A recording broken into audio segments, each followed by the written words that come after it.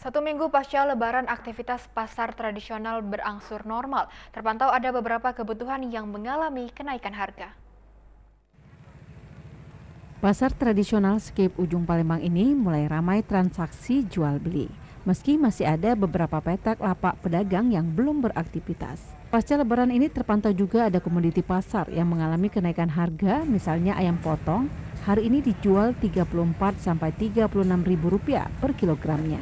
Kalau untuk harga ayam sekarang kondisinya naik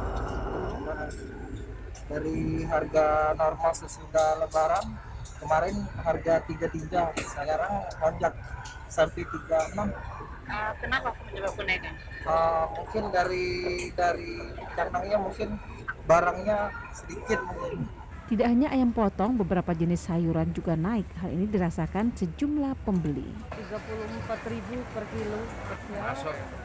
Mau Nggak mau harus beli soalnya anak-anaknya sukanya ayam gimana. Diharapkan harga kebutuhan pasca Lebaran dapat kembali normal.